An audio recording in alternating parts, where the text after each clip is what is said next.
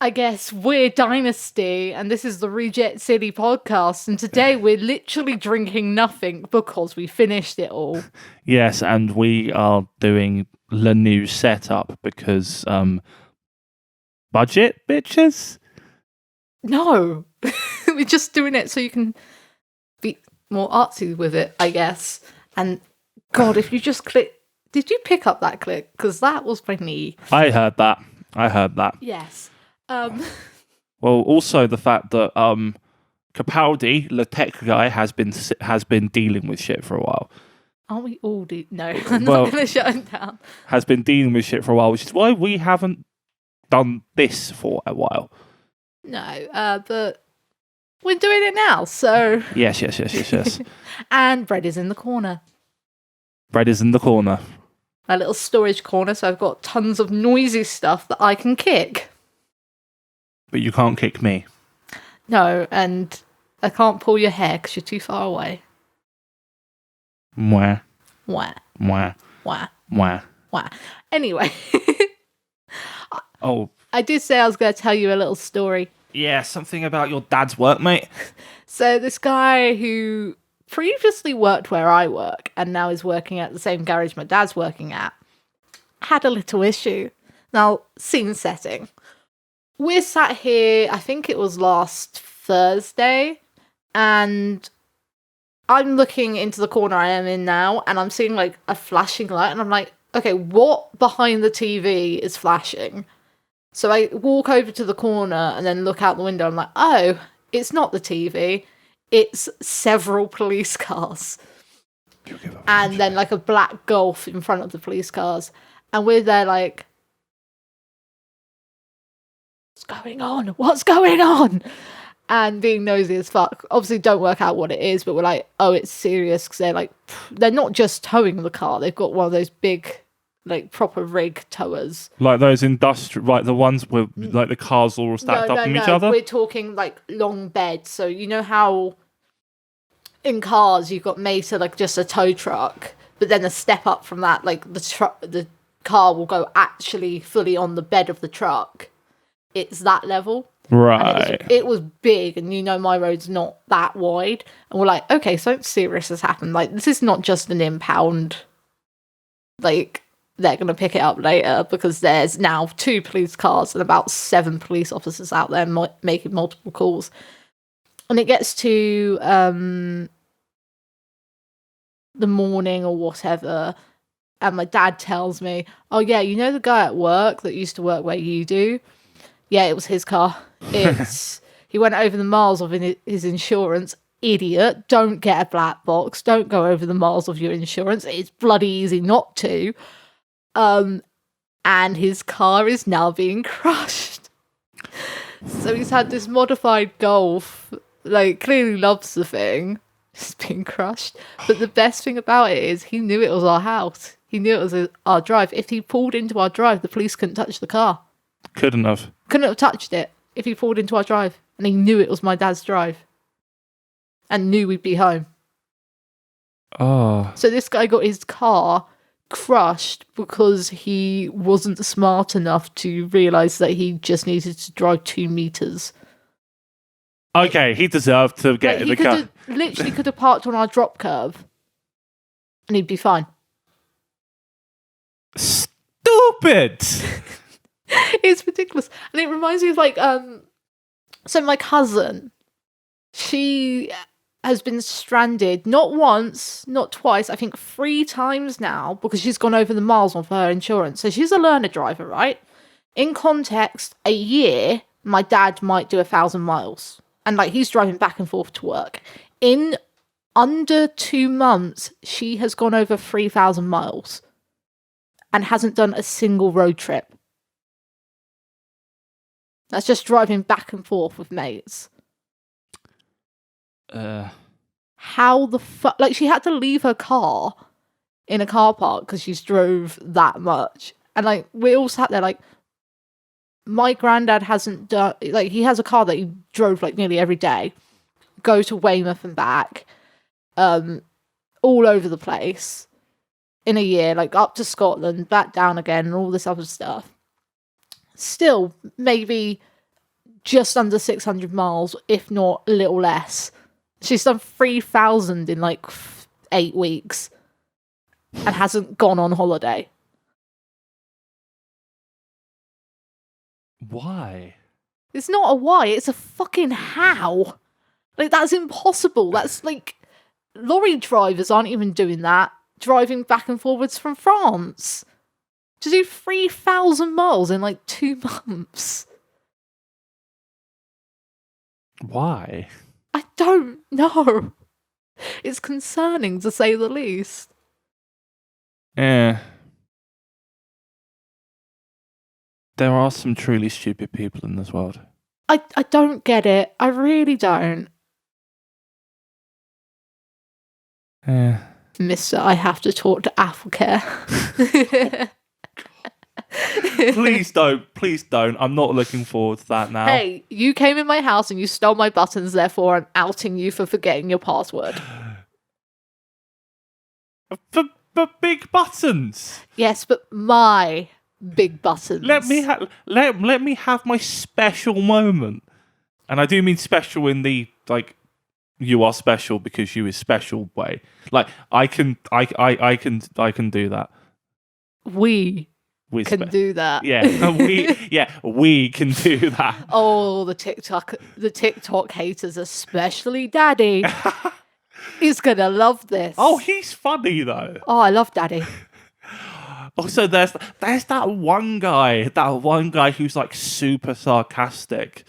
That one guy who's like he's like, you guys are the greatest thing since sliced bread or whatever. I still can't work out if he's actually being funny or not. Because like I'm pretty sure he's just, you know what I mean. I'm pretty sure he's like he's either being like super sarcastic or super sincere. The thing is, the way he's done it is like, why? Like, you've wasted your time to say that, but also if you're implying like we're special and you don't think we're gonna get it, you've just wasted the comment. Like, the fuck. Oh, I mean, at least we know we're doing something right because we are pissing people off, and I take that as a win. You like pissing people off, I do like pissing people off. I'm not gonna sit here and pretend like I don't. I mean, you piss me off. Yeah, but you forgive me for that. Do I? I think. Do I forgive you? I think you do. I've never. Okay. I don't think I've ever like seriously pissed you off. You pissed my dad off when you left Bath in town.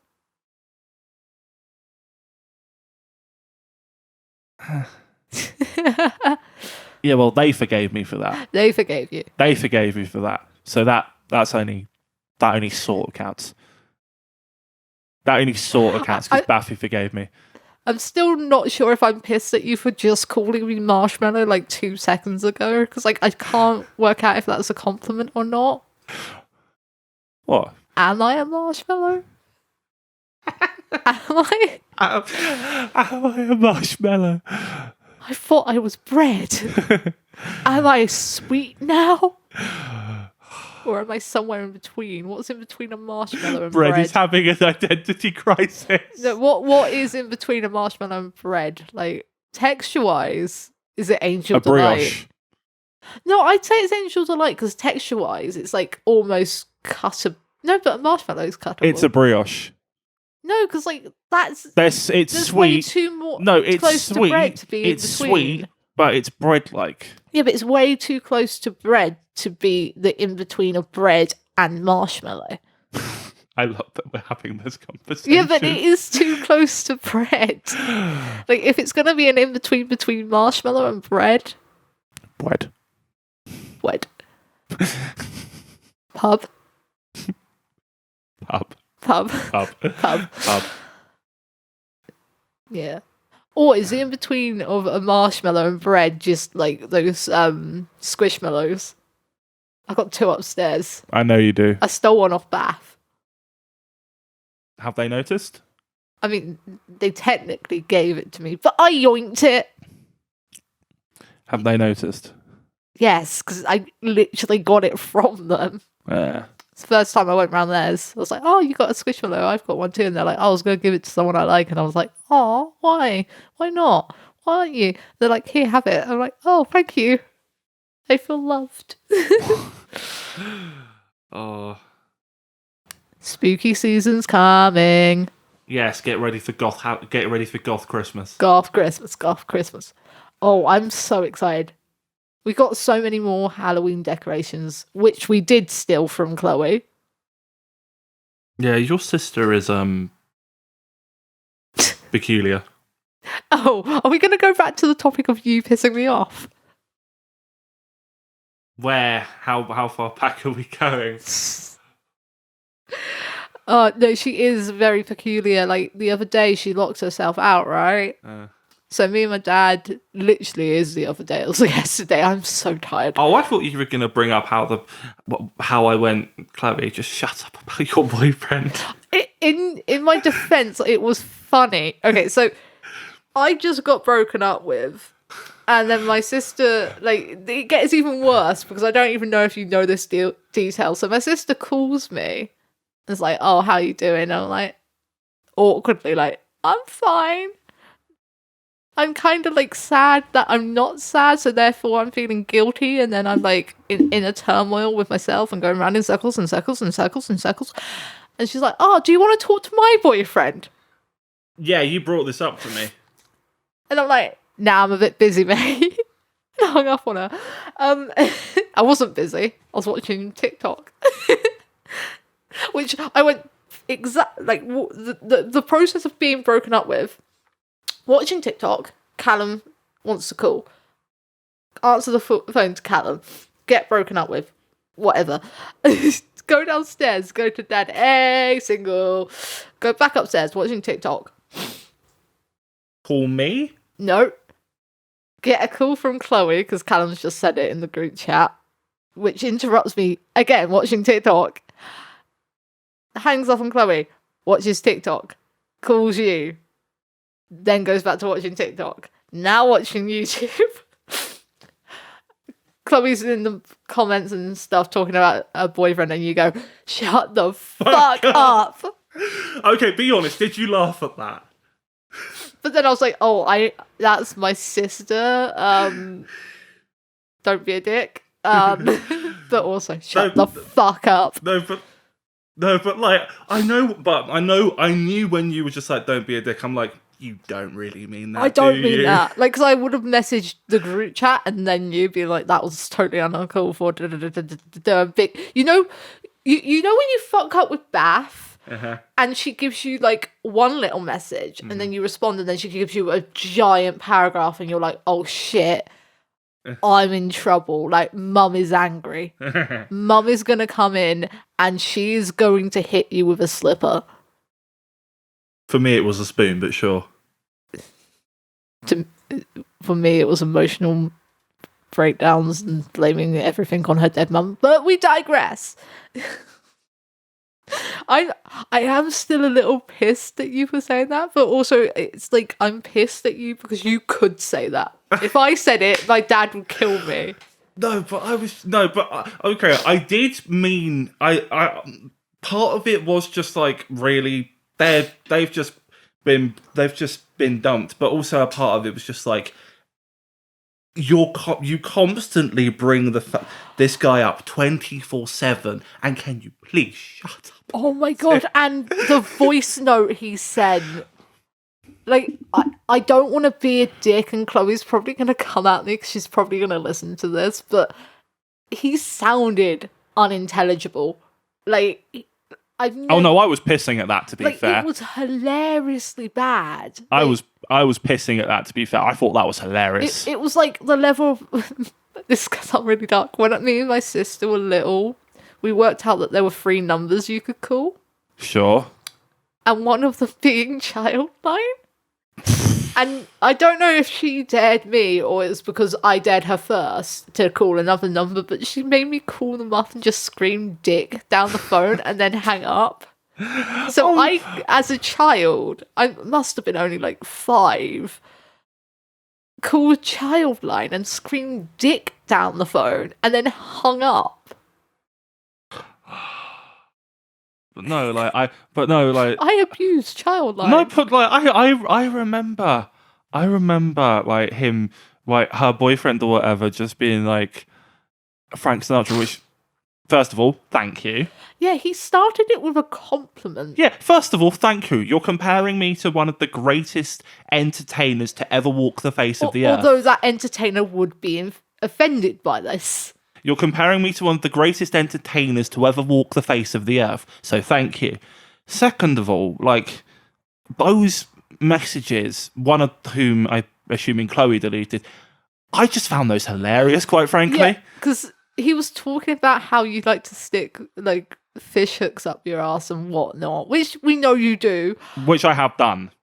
But the best thing about this is all going on a group chat that has my father in it. No, but then it's just me going, if you honestly think I'm embarrassed by the fact I've done that, you know nothing about me. Didn't he also say, you want to go at me or something like that? I want to go at him or I want to go at you? At him. I don't remember But he that said bit. something really oddly sexual about himself to you. I know that. I don't remember that bit. Because it was deleted, so we couldn't re-listen to it and analyse every little tiny piece of his psyche. I don't remember that bit. But I'm just like, if you think I'm embarrassed by that, you know nothing about me. It's like, but it was very childlike, and I was like, Chloe. I'd laugh because like I feel like it's gonna be 2 weeks' time, and she's gonna be like, "I found the guy, my soulmate." We're like, "Oh, Sam's that for you," and it's gonna not be Sam. It's gonna be someone else, and we're gonna be like, I'm sorry, but like, she needs. No, if this current guy is an improvement over, what's the face and what's the face? Well, Dumb and Dumber, let's call them. Well, it was. Not even in the like vicinity of the word dumb being close to describing him, and literal criminal to both of them. Well, one was a man, from what I've been told by her and just the collective mess of the previous one was a literal man-child and one was a literal criminal. One was a man-child who resembles a marshmallow. Like imagine Pillsbury Doughboy, or like the Stay Puft Marshmallow Man, melted slightly, and like instead of a cute face, it looks like Winston Churchill's left nutsack. with like the smoking, wheezing, and like a mobility scooter. So Boris. Yes. And then the other one, like, if you had to describe a dodgy Brit. Yeah. Dodgy Brit who is British core.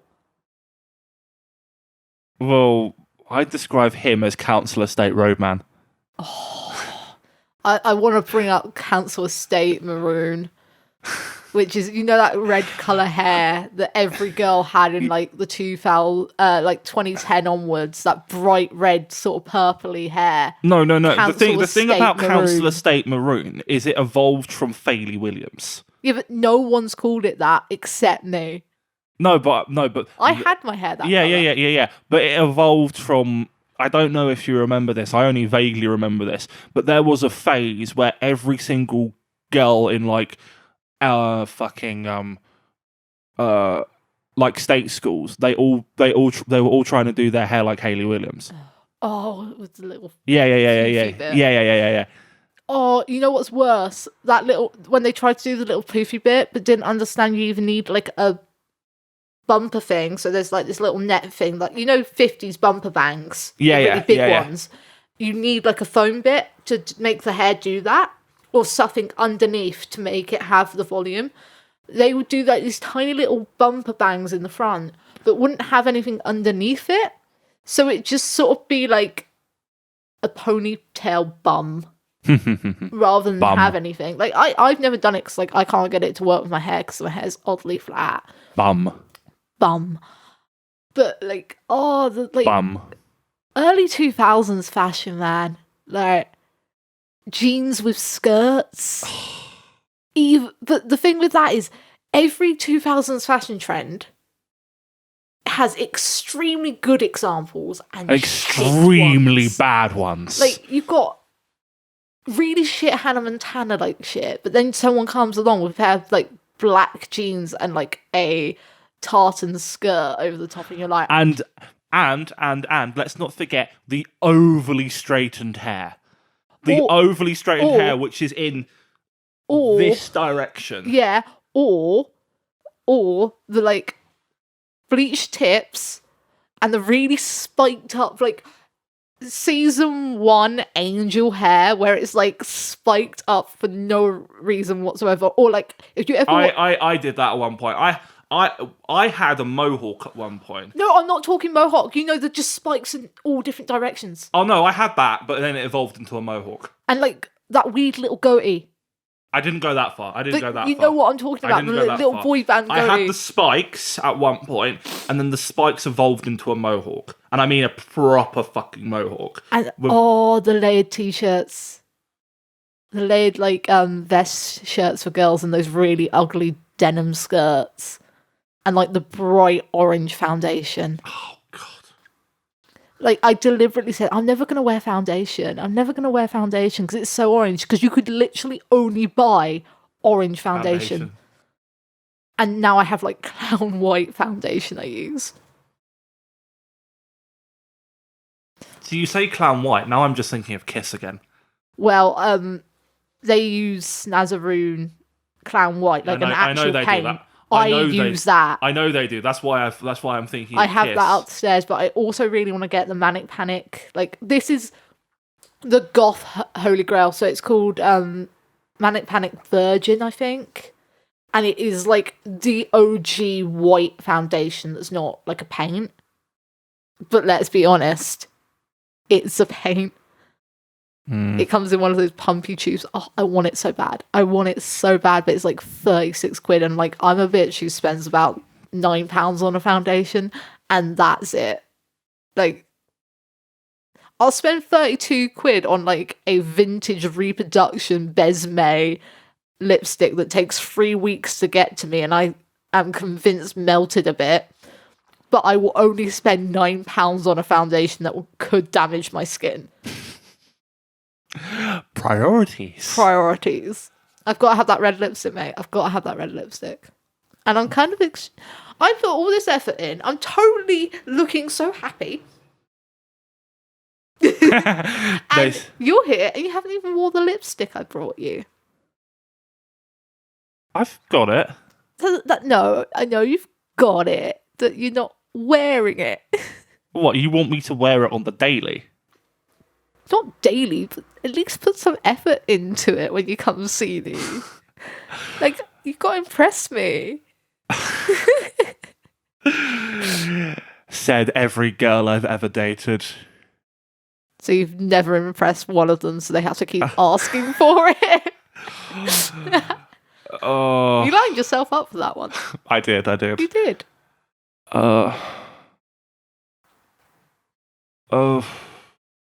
Oof. I don't know. Well, I mean, like, I am slowly, what do I have lipstick, I have nail polish. Have you got blush? I don't know. I have very basic makeup related shit right now. You need to do the like Nikki Sixx, and I feel a little bit like Mick Mars is like, you know, the harsh like red blush that's harsh there, like it's on the top cheekbone, it's like a straight line, but then it's faded out.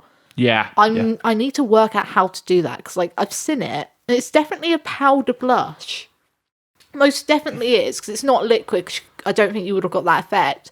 But it's almost like they taped their cheekbones. Yeah. Put the blush on, took the tape off, and then like really, really finely dusted it downwards. It looks sick. I also want to do... we need to get some like... so you could do it with black paint, but you know, the sports stripes under the eyes. One thing I've always... And this might be a little cheesy for lack of a better word. But... I don't. I've never been entirely sure where you get a hold of this, but you know, like war paint makeup. Okay, so the war paint. So are you talking war paint as in actual war paint, or the like American sports eye black? So you know Nikki Sixx had those stripes under his eyes. That's sports black or whatever it's called. It's what I just said it was. The American. Oh. It's just black paint, and the idea is it's supposed to stop the sun reflecting into your eyes. It sort of draws the glare away. Cool. Doesn't work. That you can either get at sports stores, or some people get really cheap Halloween black lipstick and just if you're talking war paint, like I don't know. Indigenous... I'll show you what I mean at some point. But because at the end of the day, it's just best getting Snazaroo and painting it. Yeah, I'll show you what I mean at some point. But I do have the lipstick. Did you? What's your example of war paint? Like, is it because it's not Kiss? Well, I'd say Motley and going from there. Yeah, what they're using is eye black. Well, I mean, it's literally a product called eye black. I've got Did you get me one lipstick or two? I got you a tube of lipstick, like a good old fashioned. Put it on with a tube, and I got you a liquid lipstick. Yeah, so I've got those. I've got because like I've got nail polish, and I've got what's it called, the one you use for your lashes. Mascara. Thank you, darling. But if you're talking about Motley Crue's sort of makeup, that isn't war paint. Well, it can be considered war paint, but that's eye black. I don't know if they specifically used proper sportsman's eye black, but given that like they did the actual sportsman little line thing, I'm assuming they just got it from like a sports store. UK, I've not really seen it many places. I think I've seen it once or twice in rugby, but I think at the end of the day, it's just like so you can get these lipstick tubes that look like lipstick, but it's more face paint. And you just put it on. But at the end of the day, anything black you could use to do it. You could use eyeshadow to do it if you wanted to.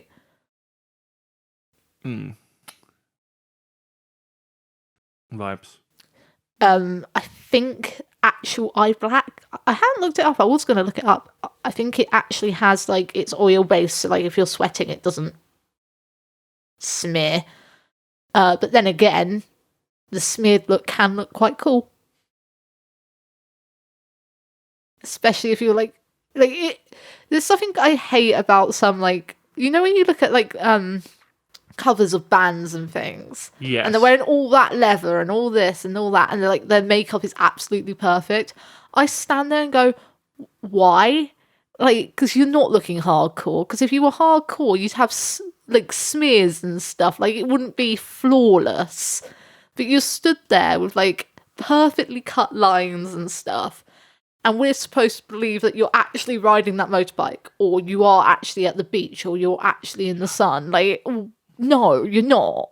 You're just not. Especially 80s makeup. Like, Kiss makes sense, because that stuff is thick, like, oil-based. I mean, yeah, but Kiss also... And I mean, the non-makeup era of Kiss, for me, is weird. Yeah, because at that point it was basic. At that point they went full. Well, you could basically coin corporate Kiss, where it was just Paul and Gene doing. Where it was just Paul and Gene calling all the shots. I mean, like, they did do MTV Unplugged. Yeah, MTV Unplugged. Yeah. With Ace and Peter, and that was in like the 90s. But their makeup makes sense on, you know, basically almost staying intact, but also they have like hand drawn, like, everything. None of that was stencils. That was all carved out with a black eyeliner. I'm sorry, but can I go on a quick rant about Kiss? Because You know I'm not going to stop you. No, but it's just like from their first album to Creatures of the Night / Lick It Up. Oh, I love Lick It Up. Sorry, I love Lick It Up so much. Fair. But it's fairly the lineup, like the lineups are fairly consistent. It's Ace, Paul, Peter, and Gene from literally their inception to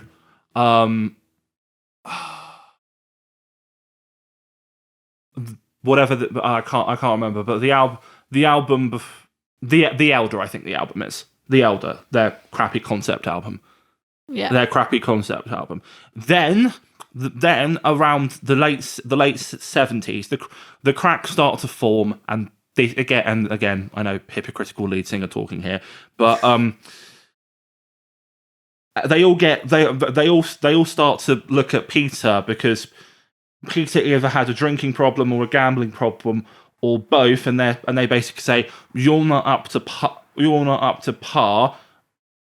Shape up, or we're kicking you out. They kick him out anyway. Can I just replace Kiss with any other band, not even metal band, but any other band, and you've just literally said out every historical band, movie, band breakup, band anything ever. They kick him out. They kick him out anyway. Ace leaves shortly after, even though he's on the cover of the Creatures of the Night album. He never plays on the Creatures of the Night album, but he's on the cover. But he never plays on the Creatures of the Night album, but he's on the cover. But also, why is that such a statement, though? Because could you imagine you just walking around wearing your shirt with you on it, and they're like, "Oh, did you enjoy making that album?" And you're there like, "I was there for the photo shoot. I don't know what else happened." Yeah, he never played on the Creatures of the Night album, but he's on the cover. So from Creatures of the Night to Creatures of the Night, Lick It Up, you get what is basically the Vinnie Vincent era, and I'm pretty sure Vinnie Vincent's trans now, because if you look at the interviews they've done since Return to Spotlight, they look very feminine. Again, darling, have you looked at any metal or hair band ever? Like Nikki fucking Sixx or Tommy Lee. Okay, Tommy Lee's just a child. Tommy Lee, again, and I quote myself, Tommy Lee is a fucking baby. But okay. Can we also admit his best hairstyle was a side shave? Yes, we can. But no, you have the Vinnie Vincent. You have the Vinnie Vincent era, which is just like Vinnie Vincent picking up the slack, because they kicked out Peter, and Ace left, and Ace goes and does his own thing. Then Paul gets butthurt because Vinnie Vincent is outshining him, and then Vinnie Vincent gets kicked out. So from Lick It Up onwards, Kiss are basically a pop band, a crap 80s pop band. Yeah, Kiss is a weird one there, isn't it? Oh, but you know what is even worse than that? Bon Jovi in the 90s. Fucking It's My Life. It's now or never. It's so shit. My dad, who would have been like adult then, like nearly 30 then, was in my car. We're going to the gym, and he starts singing, "It's my life, it's now or never." And he turns to me and seriously goes, "I don't even know what that song is. I don't know what the band is." And I go, "Dad, it's Bon Jovi. It's Bon Jovi, the shit Bon Jovi from the 90s. Like, Achy Breaky Heart is better than 90s Bon Jovi." Okay, can we please admit that they got into the Rock and Roll Hall of Fame on 3, maybe 4 songs? Yeah, like, Bon Jovi are like, so you know the songs in Marvel, the AC/DC songs in Marvel? Yes, there's quite a few of them. There's quite a few of them, but they're just the ones that are used in every film ever. Well, yeah, Bon they do Jovi have the second is the best. same, but for every single fucking album they release. Like, they're all just songs that are clearly made just for a movie, but they're not actually good enough for movies. Yes, but also AC/DC has the second best-selling album of all time. No, I'm not saying that. I'm just saying the songs that are used are movie songs, but they're not the ones that you'd say are the best songs. But when it comes to Bon Jovi, every song sounds like it should be in a movie. Not necessarily because it's good, because it just sounds like a movie song. But can you actually name a movie with Bon Jovi in the soundtrack? Maybe one? What one are you thinking? Because I can't think of any. I want to say one of the Fast and Furious films. No! I'm pretty sure you're wrong, which makes it even funnier because that's the exact kind of song that should be in it. I've got a weird feeling there's an AC/DC song in a Fast and Furious. Yeah, but again, if you're going purely off numbers, AC/DC win hands down. Oh, no, they do win hands down, but, like, Bon Jovi... Oh, like, there's such a meme. Like, Punk 101, where they're like, for not the lyrics. She brought him a skateboard, his kneel slide, You know the bit where it goes, she dumped him for looking at girls with not caring when she got upset because she thought Bon Jovi broke up. Because she cried because she thought Bon Jovi broke up. It's like, that is such a meme because, like, no punk in the existence of punk has gone, yeah, Bon Jovi breaking up would make me cry. It wouldn't, because it's fucking Bon Jovi. Like, Bon Jovi was dad rock before they even fucking formed. Like, you know when you say dad rock and you're actually like, oh, well, it's actually quite good? Mm. Bon Jovi is what people actually think dad rock is, when dad rock is actually other things. I'm going to say something maybe, well, not necessarily controversial, but it might make you laugh. I think us saying Bon Jovi sucks. No. Fucking controversial. But Bon Jovi spent their whole life wanting to be Aerosmith. Yes.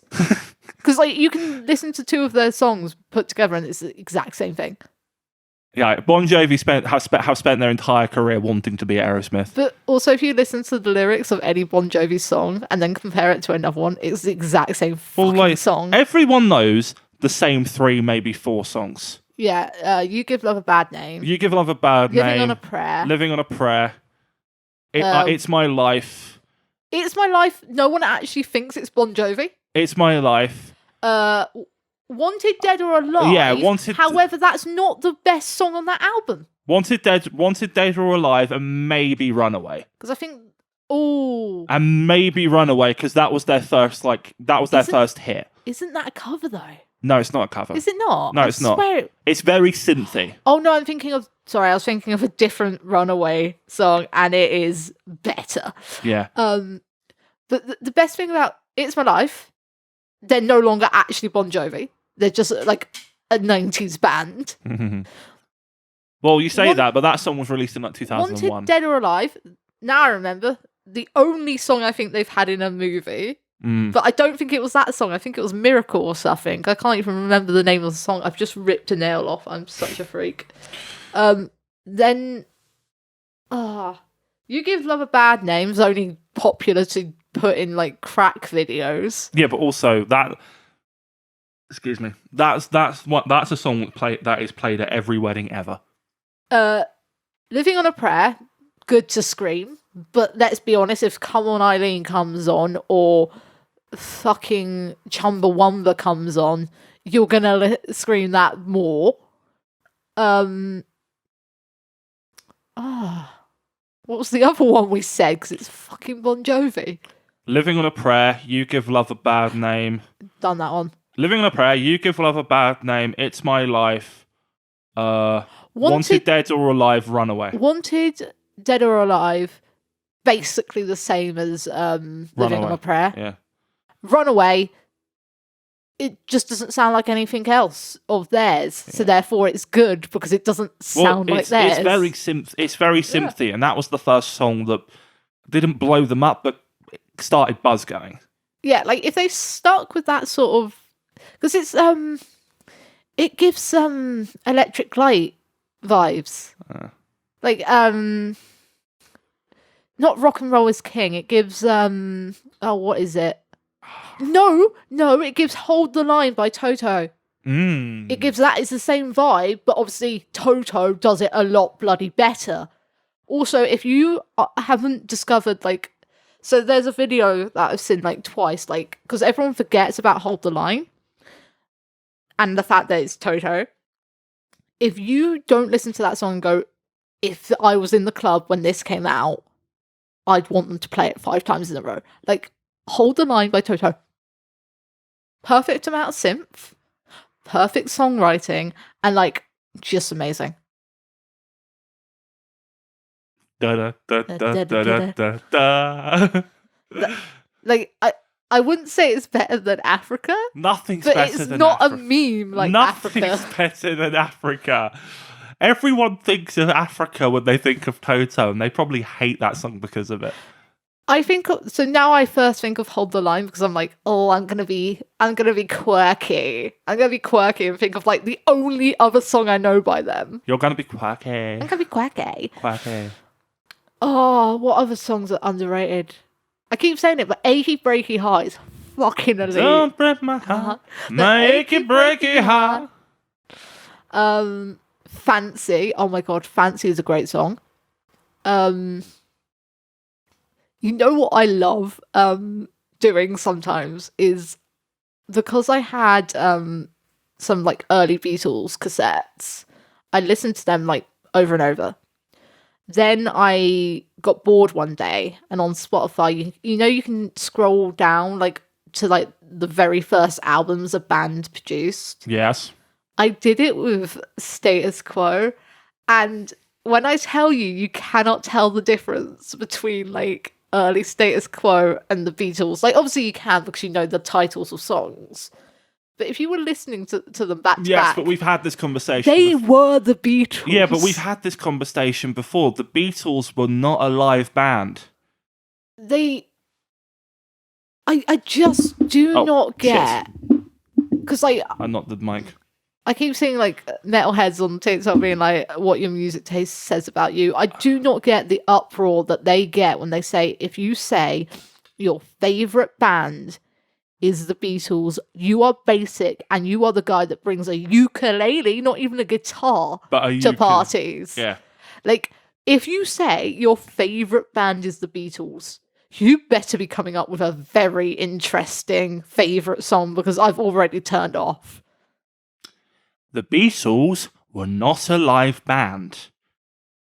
The Beatles were a studio band. I know, but that's not the point. It's when people, you know, the people that like, oh, because the people who like the Beatles are also the people that go, I was born in the wrong era. No, you weren't, because you are a trans mask presenting person who likes the Beatles and all this other shit. If you were back in that era, you would have been lynched.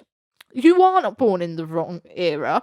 You just have a slightly quirky taste. However, you could experience the same sort of sound and a little bit of better width and breadth of like this generation and like moving on if you listen to Status Quo maybe.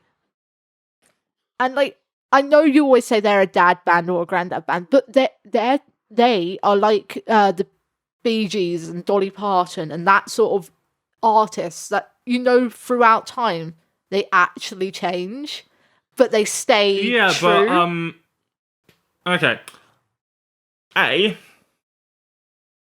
What the Beatles did in 10 years... Oh, no, I'm not just talking about the Beatles anymore.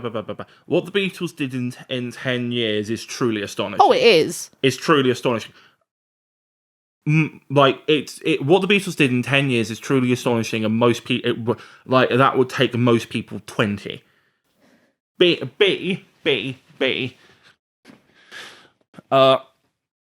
The evolution of their sound or of their style, it is there, but whether or not it got beyond Abbey Road, where at that point it's very formulaic, arguably, like it's very stuck within like that 60s, well, Abbey Road, maybe I don't know about Sergeant Pepper. I haven't listened to Sergeant Pepper properly, but let's go with Abbey Road. That's definitely up for debate. Also, the fact that John Lennon died kind of put. Oh no! The fact that John Lennon was murdered in New York kind of stopped a reunion from happening. You don't say. But what I'm trying to say is, like, when the people who say the Beatles are their favorite, they're only listening to like all their boomers. Yeah, the best thing is, like, so I hate when people are like, oh, the Beatles. It's because the thing is, it's the same logic as the people that are like, oh yeah, my favorite band is Fleetwood Mac, and you're like, no, it's not. No. I mean, like, Fleetwood Mac are good. No, when people say their favorite band is Fleetwood Mac, what they actually mean is their favorite singer is Stevie Nicks. If they ask that question, ask them which era. Yeah, but ask them which era. Ask them about fucking like, Peter Green. I'm not a like band shirt fucking Nazi, but I'm a little bit. But the thing is, for a fact, like, whenever I've talked to people who like anytime I've seen someone say something about Fleetwood Mac, they'll then put their favorite, like, it's the people in the bios that like, no, those videos, like, my favorite band, my favorite song, and then they go to their favorite band, and then suddenly their favorite song is Stevie Nicks. I'm like, so their favorite song would be something like Dreams or whatever. Yeah, I just don't like. I don't think. I hate people who have a favorite band. If you're not there, like, oh shit, I can't think of one. I've got many. Then you actually like music, because like I couldn't check. If you ask me who's your favorite country band, I'd be like, well, technically speaking, the Eagles are a country band. I can see that argument. Creedence, definitely. And then you're like, oh fuck, the Shadows did quite a bit of country. They're a band. Yeah.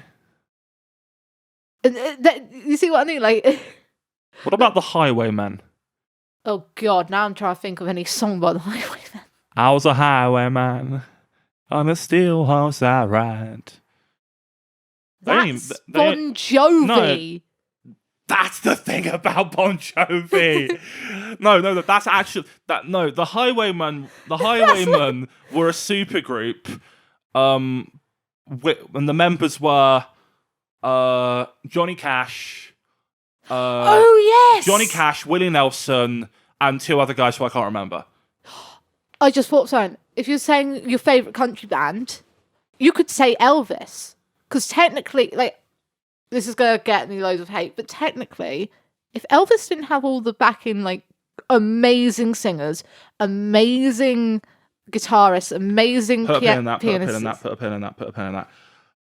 The early rock and roll scene and the mid... Because country had been going on for longer, but the mid 50s country scene were very intertwined. Yeah. They were very intertwined. Rock and country were the same thing because they came from the same place, therefore. Yes. That's why. Yeah, sure. The Beatles and Status Quo are similar. That's why Status Quo and Slade. Yeah, but the Beatles started off as a folk band. No, but what I'm saying, because they originated in the same country, because British rock was quite different to American rock, they became the same thing. Going back to Elvis, I honestly don't think... So I've brought up many issues with Elvis, haven't I? Yes, you have. But getting rid of the marrying a 14-year-old and cheating on her... Which is a bit dodgy. It's not as bad as Jerry Lee Lewis, though. You've got to then go, Hound Dog wasn't his. It was No, it was a cover. All of them basically were covers. Then you've got to put into perspective, yeah, he's a good singer. And yeah, some of his openings with no music, amazing. But some of his most famous stuff is not actually his singing, which is the best part of it. It's the backing. Well, I mean, Elvis was apparently also a really good guitar player, but he was discouraged from doing that by his manager. He was a good guitar player. He was discouraged from doing that by his... I think he was called the Colonel. No, he was called the Snowman. No, But he was a colonel, but Yeah. he was called the Snowman. yeah. I think the best thing about Elvis is I don't even think he understood how thieving he was when it came to music. I don't think he understood what he was doing, because like I think he understood, oh, I'm clearly now an icon for black people, but he didn't realize just by taking a black song and singing it and making it popular Do you mean wasn't necessarily do you mean a good he thing. didn't understand what he was doing, or do you mean he didn't understand what his manager was doing? Oh no, he definitely didn't understand what his manager was doing till it was too late. He understood eventually. But what I'm saying is he didn't understand that he wasn't just being like a messiah or Yeah, like sure, helping. sure, He was sure. actually helping the problem get worse. Sure, but like, and I mean, we can go on about Elvis's talent. He was definitely naive. We can get uneducated. No, because right, so childhood-wise, he would have grown up around it. He wasn't dumb. Like, he was smart. But, like, I don't think you can even say uneducated. I just think he just didn't realise. I guess naivety and uneducational things go together, but I think he was just a bit... Although, keeping on the topic of Elvis, and I've talked about possibly watching a film, I kind of think we should watch the Elvis film. Movie. But also the Priscilla film. Ooh. Because everyone forgets about Priscilla. Well, you don't... Okay, if going back to Jerry Lee Lewis, if we ever decide to watch that, it is very cringy. It is very cringy. Because you say that Elvis married a 14-year-old. Jerry Lee Lewis married his fucking cousin. Cousined. He married his fucking cousin. Yeah, but Mick Jagger married was she 13? Jagger's never technically been married. What was that? Jagger's never technically been married. Yeah. He's had lots of long-term he's had lots of different girlfriends and different baby mamas, but he's never technically been married. The thing is, I think we all identify that there are some great musicians out there. However, if Elvis was alive today, I don't even care if he was still releasing smash hits. He needs to be investigated for marrying a 14-year-old. Wait, is Jerry Lee Lewis still alive? I think if he is, idea. If he is, I think he's approaching his 90s. I just it is scary because so a lot of people. So this is like just celebrities in general and the past and all this. A lot of people, and I've heard people say this a lot before, like, oh, paedophilia wasn't even a thing till the 40s or something like that. No, it was. Age of consent has always sort of, since law has been written and the courts have been a thing, age of consent has also been a thing. Yes, it used to be lower and things changed. Like if a girl got raped, she was automatically married off to the rapist and all that. Let me finish. However, there's this weird point when music became big, because music's always been a thing, but the actual commercialization of it didn't really start until the 50s. Well, I'll pick you up on that. Like, I'm talking mass production, like accessibility for everyone, like getting records. I'm not talking open halls and things like that. I'm talking the common day person could own music and play it, potentially. Obviously, you still have to have money.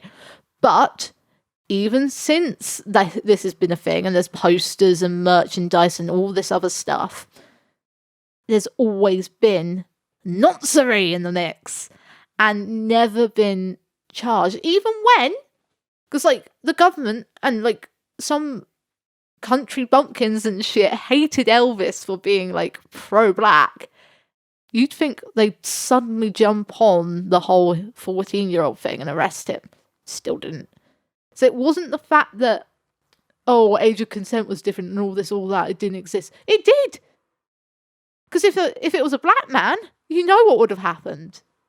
It did exist. There were people getting arrested for it. Even in, like, Jimmy Savile's era, before he even got found out, or, like, suspicion was rose, people were getting arrested and put in jail and things. Well, yeah, it's just a certain amount of money and prestige. In regards to Jimmy Savile, there's that now very famous Piers Morgan interview that Johnny Rotten did. where they're playing the audio about how he's saying to a BBC interview about how I want to kill Jimmy Savile. I know what he's done. Jimmy Savile was literally the law. He could get in and out of Broadmoor easier than the doctors who worked there. And I'm not exaggerating. He was having dinner with the Yorkshire Ripper. Jimmy Savile is unlike any other noncery case ever to happen, but exactly one of the reasons for why they were so up there.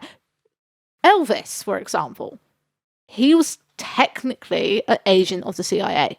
Technically. Yeah, well, yeah. He was pro-war propaganda. He had that famous meeting with Nixon. Yeah, he was, and gave Nixon the gun as a present, which is very American. Pro-war propaganda and all this other shit, right? So both of those already have links to like law and all this other shit. But then you get people. So like there are reasons for why these people didn't get done.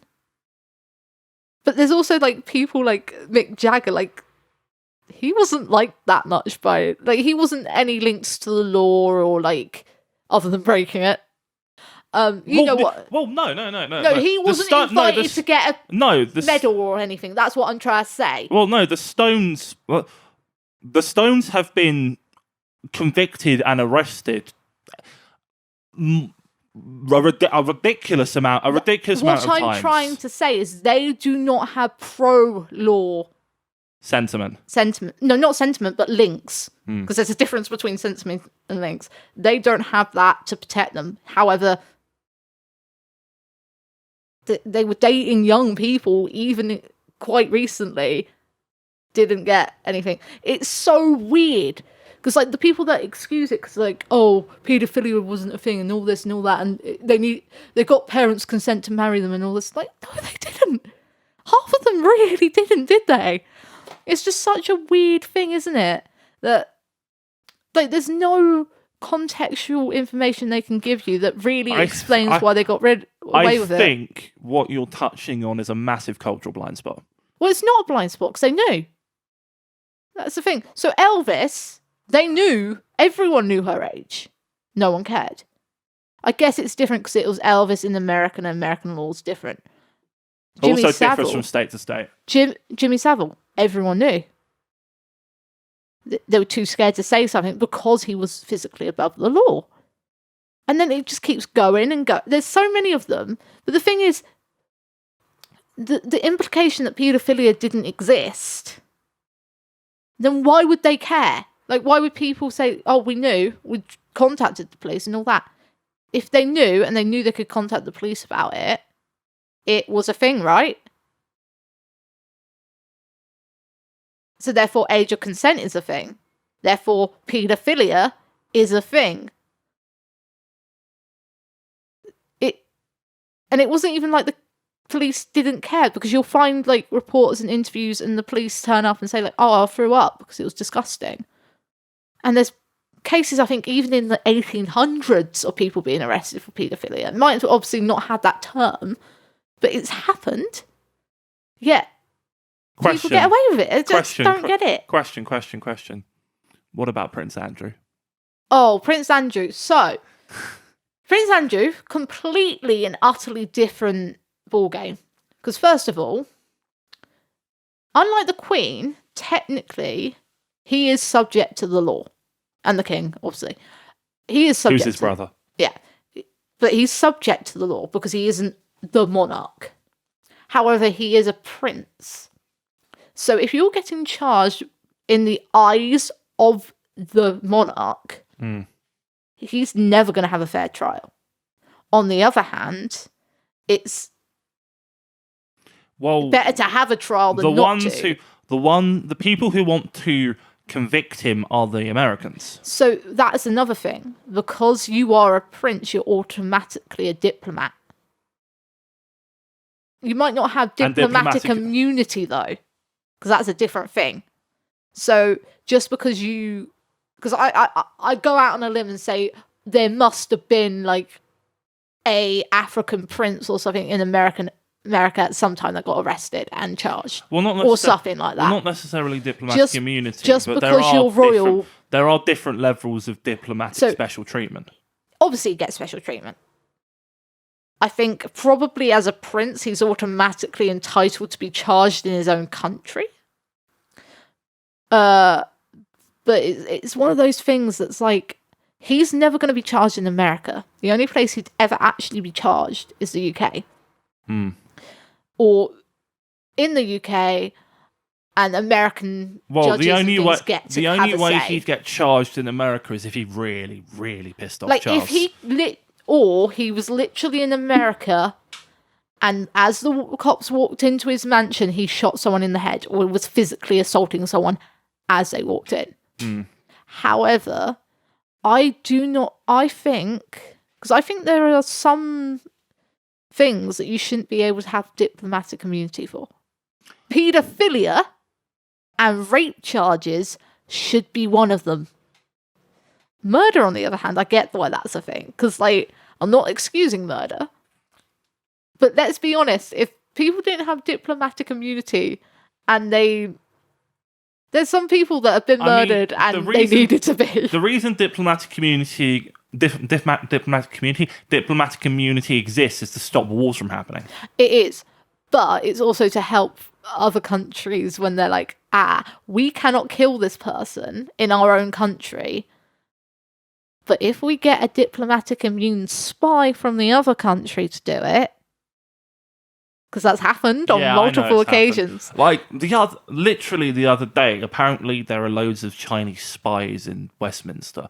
Like, what? Of fucking course there is. No, but, like, why are you stupid idiots letting this happen? Mate, you do realise... Right, so I do want to point out, when people say things like that, I'm like, you do realise that they can't really do... Like, the spies in Westminster aren't actually going to do much. If there were spies in MI9 or our actual Secret Service, yes, they're going to do something. I'm aware of that, but it's just... But also, sometimes it's beneficial to have a spy, because if you then find out that, let's say, China has information that wasn't given out to the public, you're like, so they are actively doing something. We now have proof. Because they know they were a spy, and then they can either go to war or be like, if you do not recall all your spies now, we're going to release this to the public. Not going to do that. He's spineless. No, but that's what I'm saying. But also, do you think that would actually be Rishi's decision or the Secret Service's decision? You do realise that, like, even in America, it's not really the president who pushes the big red button.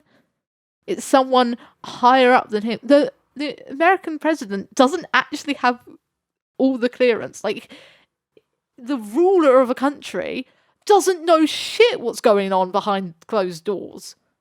Yeah, they might get a key to the nuclear launch codes, but it's the little man whispering in his ear telling him to put the key in the box anyway. And you don't think that's a problem? Oh no, I'm not saying it's not a problem. I'm just saying the ruler of every country doesn't actually have full control of the country. Because if they did, it takes one little seizure or little brain event for everything to fall down. Like, let's say Rishi was in charge of everything. Because obviously he can't pass a law without talking to other people first. Like, he physically cannot put a law in. He can put mandates in, but even then he has to get it passed. And there's a certain amount of time he needs to physically do it. But what you're talking about... Right, let me finish. Because you've made me lose track. He needs to talk to someone anyway. Mm-hmm. If he has full control, and we're talking can pass any law without telling anyone, obviously you still have to inform the public and stuff. Like, there is a bit of, not red tape, but like, you'd physically need a live link to every electronic device, let's say, to say, oh, it's now illegal to wear hats. That's the example. Obviously, he could pass major other laws. But if he had complete and utter control, didn't have to go through any other diplomat or whatever, and let's say he had a stroke or a seizure in his sleep or some sort of neurological event or he was even just a little depressed one day, or has schizophrenia or something, anything to impede judgment, and he gets up and he has access to that little microphone that can broadcast to any radio so he can make his law, and he suddenly goes, women no longer have rights.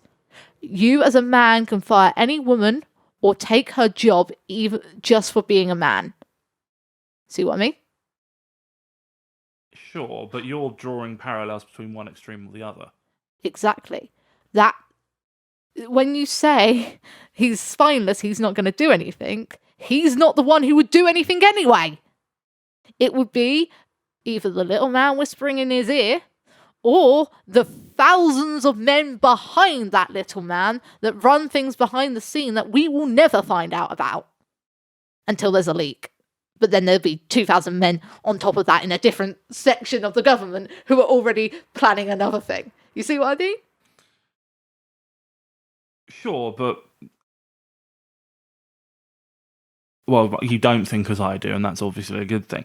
But there is far too much middle management.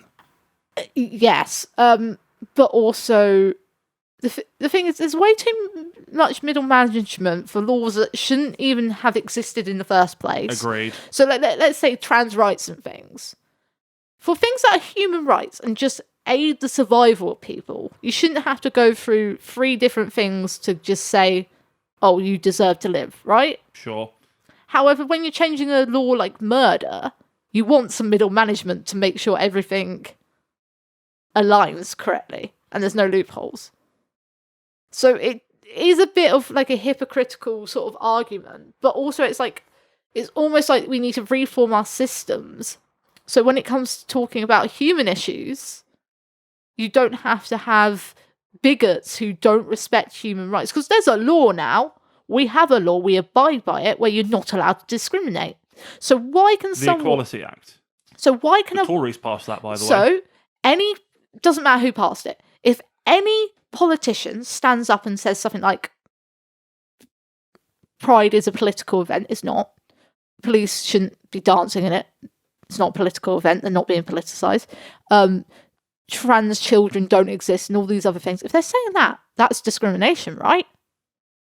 So how the fuck is someone who's actually actively breaking our laws and policies of this country, which they have sworn to abide by, allowed to make a decision and speak and try and convince other people to make a decision when all our lawmakers are together? Why are they allowed there? Because they're breaking the law by what they're saying and doing, right? So why are they allowed there? And if the argument is, oh, they're expressing a religious opinion, not supposed to have a religious opinion in this place. No. If they're saying, oh, because there's a danger, well, the studies and statistics they're giving are wrong or outdated, so they're wrong. Okay, take lying as an example. In the House of Commons, you're not allowed to call anyone a liar because it's against the rules. Yes. And I remember... Do you remember when that whole fiasco happened with Boris's very slow downfall, and everyone started calling him a liar, and there was an uproar by the speaker. The speaker's basically the one who makes sure everyone. He's the referee. Yeah. He's the guy who plays referee and says you're not allowed to say that. That's against the rules. And people kept doing it anyway. So even though Boris, for the most part, is a liar, but that's not the point. That's different, because that's just sort of... So House of Commons, let's be honest, the rules have changed a lot. So back in the day, you couldn't wear a top hat, or you could wear a top hat, or you had to wear a top hat. I can't quite remember which one it was, but top hats were somewhere. Yes. Now it's the case... If you are using the word liar to point out the fact that, let's say, someone said fish can fly. I know there is a species of fish that can jump and glide, but fish can't physically fly. Right. If someone stood up and said fish can fly, and someone goes, you are wrong, they're saying you're lying, but they're not using the word you're a liar. So technically abiding by the rule. But if that is a way of breaking down a rule that easy, I don't think that rule really makes sense. And I'm going to go out on a limb and say they're probably going to... I think that rule really means is you're not supposed to say someone's a liar. You're supposed to point out the wronghoods. I think it boils down to slandering you're not reputation or something. You're not supposed to slander, you're supposed to prove wrong. So, like, if someone stands up and says fish can fly, and you stand up and say, actually, sir, you are wrong, fish cannot fly. There's a species of fish that can glide, but none sustain self-propelled levitation. Then you're saying something different. I think that's what it really means, which is a namby-pamby sort of work around it. But I think the reason that rule exists, or variants of that rule exist, is it boils down to something along the lines of you should not slander like your fellow reputation. But then again, if someone, let's say, it hasn't gone to court yet, but let's say a politician is standing and talking and there is literally a video out there of them assaulting a child and the court case hasn't happened yet, they haven't been arrested, stuff is still being investigated, but everyone knows. If you then say that person is a paedophile, is that really slander or is that just pointing out evidence? If your politicians are breaking the law like Boris did and other politicians have done, they should no longer be politicians, because that's the definition of one of the reasons why some people aren't allowed to become politicians. Sure. But also, like, do you know what the process of becoming an MP entails? You've got to pay a fee. You have to pay... Well, it varies from party to party, but like I think the average one's 10 grand. I know that you need to pay £500 to stand in a seat. So you have to pay £500 to stand. If you're standing for a major party, you'll probably get that back. But you also have to pay for background checks and shit. Yeah. I think they can keep the fee and just say, "Oh yeah, you didn't get in." I think they do that sometimes. But also, it's the fact that, like, you might not even get on the shortlist. No.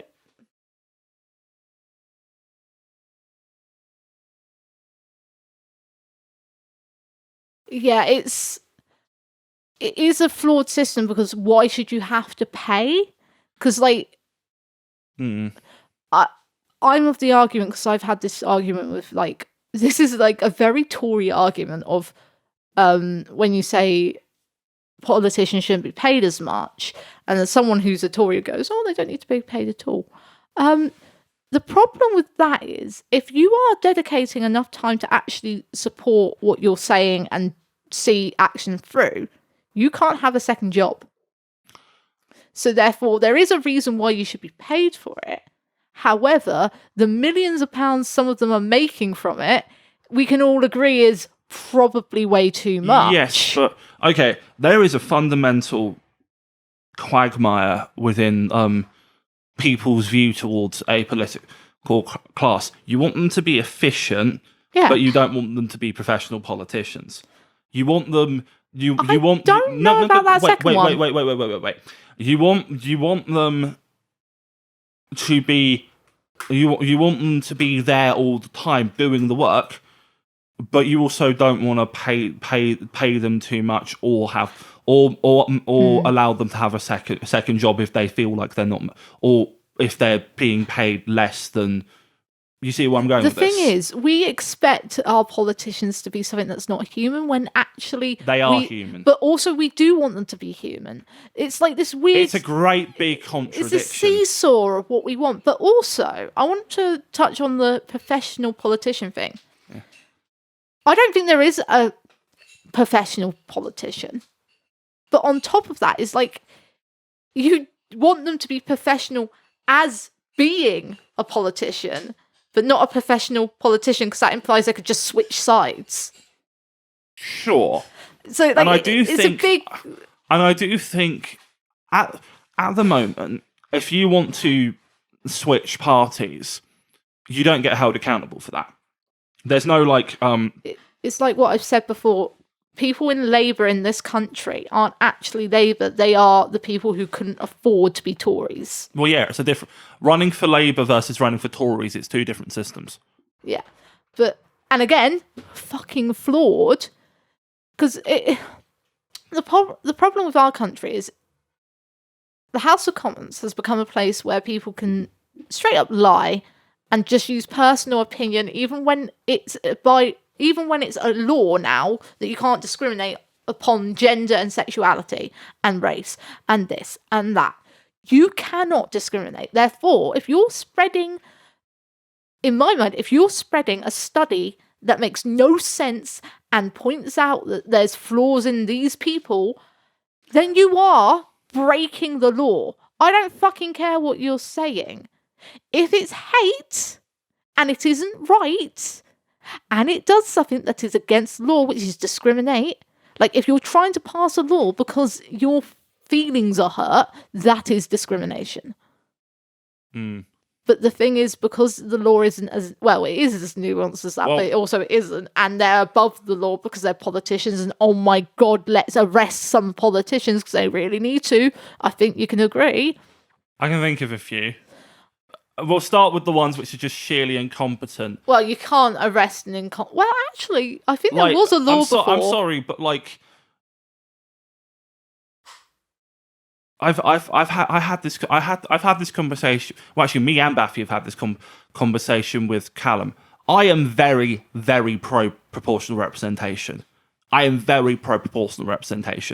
at the moment you have Party A and Party B, and because of the way first past the post works, we only really have a choice between Party A and Party B. And Baffy understands my arguments for proportional representation. She's not 100% on board, but she's about 75% on board. And whenever I bring proportional representation up with Callum's whole argument is just like, yeah, well, it'll upstate the status quo. That's the fucking point. Yeah, like, what's the point? The thing is, the status quo can change. Status quo is just, the normal. But if you upset it and put something into it, let's say Conservatives are somehow really outvoted for the Green Party. Well, that would upset the status realistically, quo. if the Greens, I know it's if the Greens were going to lose votes from, hypothetical. if the Greens were going to lose votes from, take away votes from anyone, it would be Labour. Either way, let's say the Green Party joins in. Of course, that's going to upset the status quo. But his point was, if you don't have, if you change the electoral model, it will upset the status quo, and that will create an imbalance. But even if you didn't change the model and you added in someone new through the same structures of the model, it's going to upset the status quo. That is possible, right? Sure. So in his theory, if that happened, the world is fucked because the status quo's been fucked. Yes. So what's the problem? Because your status quo and your model could still fuck up the status quo. Yes, but Callum likes the status quo because his politics align with it. I'm pointing out that his status quo could change by his model, and then he'd complain about it. Probably. So but therefore, the thing is, change the model, and then the inevitable can't speak. It will change eventually. There will be a different vote. Like the logic says there will be. Like, it might take hundreds of years. Hopefully not. But it's not working. And the problem every country has is they commit to something, and then when they look at it and they see that it's not working, instead of fucking changing it, they go, oh, well, I guess if we put more humanity laws into place, something will happen. No, fucking change it. The thing is, the last time you had a political insurgency in this country where you could see one political party, like a new fringe political party, growing and causing trouble for the other political parties was when Labour was first formed. When Labour was first formed in the early 20s, early 10s, I think, and they were growing, and they ended up replacing the Liberal Party, and now the Liberal Party merged and became the Lib Dems. I mean, you can look at the data for that. It's astounding. The problem is there's too many people, like we said with Callum, that do not like the fact that status quo is not what we should be striving for. It is cohesion and like making sure things work and understand. I agree with that up to a like certain that. point, but it's more the fact that we need reform. Yeah, well, reform. Some things don't actually need to be fully reformed. They just need to be altered. But because I don't know why, but our country looks at something and goes, well, this is clearly not working, like our reform system in prisons, and goes, well, this isn't working. Should we take ideas from other people? Should we change what we're doing? Should we do this? Should we do that? Which is not necessarily reforming. Because, like, even if they changed attitudes, which is reform, but even if you choose attitudes and you change them slightly, could do so. But instead of doing that, they're like, well, the public likes the idea of punishment, so we'll keep it. I mean, the other when that guy who escaped from that Victorian prison, I forget the name of the prison, but he strapped himself to the bottom of a delivery vehicle and was on the run for like 4 days. He ended up in Chiswick. I don't know why he didn't go further than Chiswick, but the fact that he managed to get out. Also, can I just point out why he didn't go further than Chiswick? He's a guy who's just escaped from prison in the Victorian era. He don't have money, mate. You can't. I don't know what movies you've been watching, but he doesn't have a credit card. He doesn't have a bank account. He doesn't have a store of money anywhere. If you escape from prison in this era, let alone Victorian eras, he's not getting on buses. He's not getting on trains because he doesn't have money. He can hitch a ride here and there, but he's not exactly going to make it to fucking America unless he had money to begin with, which he probably didn't. The fact that you don't remember his name probably means he was just an average Joe. Well, he apparently had like military training or whatever. Yeah, so an average Joe. But like, he knew, like, so back then you'd be surprised, but the like places that actually had this wasn't in Victorian times. This was literally a week ago. This was it. I swear you said Victorian times. I said the prison was Victorian. Oh, okay. Sorry, you said that, and then I was like, again, that's why he didn't go far. He doesn't have money. It is now the like Big Brother state. Like, this camera's fucking everywhere. Have you seen that show where they go on the run? Yeah. It's not easy, and they get £300 off the bat. They actually get money, and they can get it out, and that's the point where they start chasing them. This guy wouldn't have had anything. So he has the military training. It's actually surprising he got that far. He had the military training, so he basically just did what he knew. He knew where the cameras were going to be. He knew where they wouldn't be, and just went on. And then he probably got somewhere and went, shit. If I go that way, there's cameras. If I go that way, there's cameras. If I go that way, there's cameras. If I go that way, there's cameras. If I go that way, there's cameras.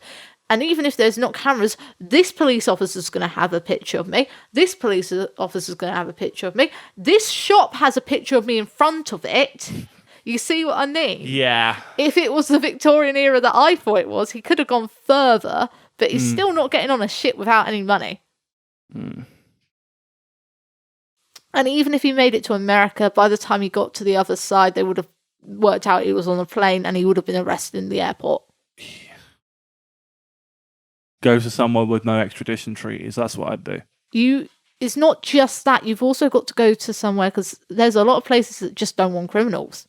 So they're not really going to help England out, but they don't want England's scum coming to them. Not calling prisoners scum, I'm just using their words. Sure. But it's one of those things. It's also, even though you say it's a Victorian prison, you'd be surprised how secure they actually are. Because even though it's a Victorian building, I've been in prisons that are, and they're fucking guarded, mate. Like, everywhere you turn, there's some form of security measure. Prison breaks aren't what they used to be. Prison breaks aren't. Put that in crackhead. There's the fridge beeping. Technical difficulties. But yeah, the prisons and like everything in this country is just a merry-go-round of they know what would help and what would change things. They have studies upon studies and they have evidence, but they decide not to do it. It's also they only do what they need to do to get elected. And that you could argue. Well, it's not even elected at that point. Like, we're talking when like all the votes are over and whatever and what's going on. They'll do the bare minimum just to have like someone like their post. At the end of the day, it doesn't boil down to what they do to get elected. It boils down to just how liked they are. Sure. That is what we are in. We are in popular politics. It's the reason why our prisons are still punishment over reform. It is the reason why we're not going out of our way to change sewers and electrical grids and things like that because of the noise it would cause and all of that other shit. It's the reason why only old white men or old rich men or just rich men seem to do well in politics. That is the reason. It's because they are what the public wants. But now the public is changing to be less of old people and more of the new generation. Hopefully things will change. We don't do what is necessary, we do what is perceived to be popular. However, we still, even if the country's getting younger, there's still the whole, we're going to do what makes us popular. Because if we did what would work, everyone would hate the government. But also, they think that, but if you did what worked and just fixed everything, yeah, you're going to be hated for the first few months, right? But then we're all going to get to where we want to go in 20 minutes instead of 3 hours. We're all going to have our cousin Billy, who's gone to prison, come back and be perfect. We're all going to have the healthcare we need. We're all going to have the ability to be able to get the surgery we need to stop us from committing suicide. It's going to take a lot of fucking time. But, like, at the end of the day, if you were going to say, oh, I'd rather have people die than survive, does their opinion really matter? It's a mess. It's a mess. And I think that's what we're going to end on. We're going to end on it's a mess. This country's fucked. We were Rishi, if you're watching this, just call the election already.